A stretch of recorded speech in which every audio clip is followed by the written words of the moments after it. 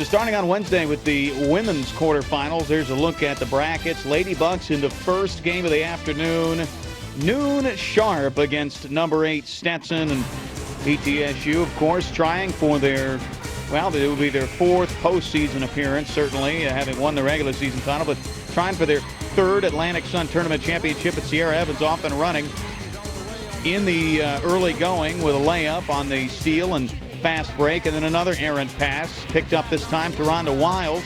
Davis pushing it up the floor, and eventually off a touch pass, it'll go back to Evans, who puts it in again in the lane and draws the foul. And then from the outside, Evans has been inside the paint. Now she's outside the perimeter.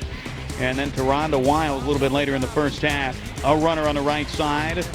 Wiles looking for somewhere to go within the key. Evans spotting on the wing. It's good for 3. 19 points and 10 rebounds in this quarterfinal game against Stetson, and more on what that means a little bit later for Evans. First up the floor, another steal for the Lady Bucs, and to Rhonda Wiles, cashing in 2 of her 12 points, 5 for 9 from the floor against the Lady Hatters. Nice feed inside. Austin's going to have a second look outside. And then how in the world did Tarita Gordon get that teardrop to fall? But she did.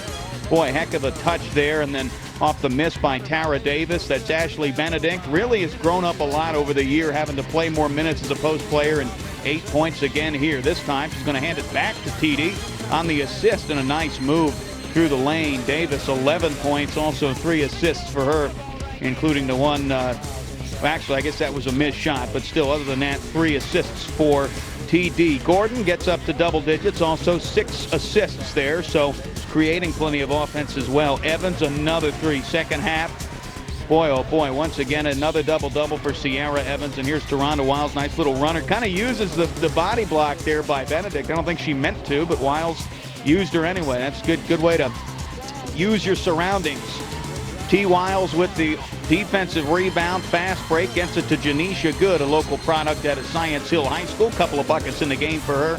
And then from down the road in Kingsport, Natalie Pickwell spots and hits for 3. She made 3 long balls in the second half, perfect from the outside, and 11 points, ties a career high for her. Lady Bucs win it in advance to the semifinals. 84-49 is your final score. One step closer to three-peating, as we'd like to say around here. Siarre Evans, that's the 52nd double-double of her career, and 5 Lady Bucs in double digits, looking at individual statistics. And another final on day 1, North Florida 55-40 over Mercer. And looking for the other 2 teams in the semis, it is Belmont and Jacksonville. The Bruins 70-65 over Kennesaw, and Jacksonville 52-46 against Campbell. So the semis are set for the women. We'll turn to the men now on day 1, as ETSU men play a little bit later in the day in the 4-5 game, taking on a Campbell team who they've sort of traded blows with this season.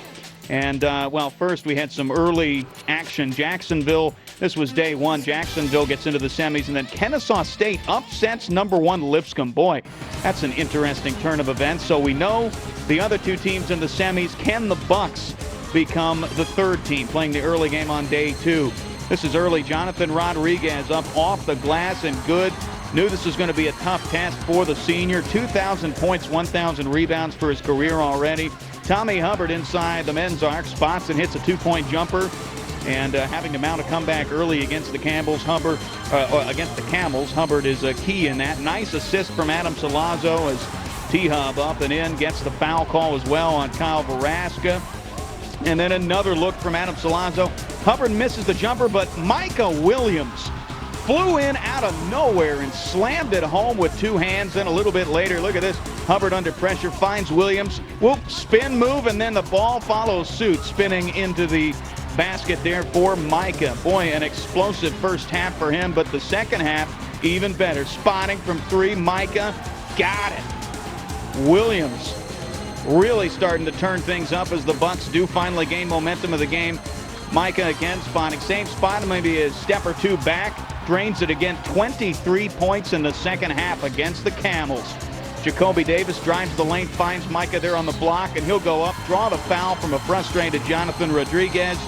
Micah Williams on his way to having a career night. Here he'll spot and hit from the elbow, 32 points, a new career high. Remember, he did that in last year's tournament, his first official career high to end the year last year, 16 against Jacksonville. He had another one earlier this year, and now 32 against Campbell. Tommy Hubbard, 11 of 18 in the second half.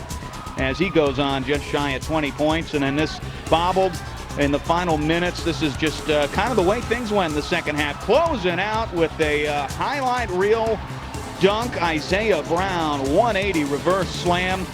Rodriguez did finish with 24 points and 5 boards, but it was not enough as ETSU would advance to the semi, 72-64, with the win over the Camels. And Rodriguez, though, not to go unmentioned, he is the 101st player in NCAA history to have 2,000 points and 1,000 rebounds in a career. Boy, what a great illustrious career. Just a shame it had to end that way. So ETSU into that slot in one of the semifinal slots. They would face number 8 Kennesaw State in the early game of the semifinals. And Jacksonville gets number 6 Mercer. Big upset over Belmont. Seems to be a tale of the upsets. We'll see what happens when we come back. This is the Buccaneers Sports Network.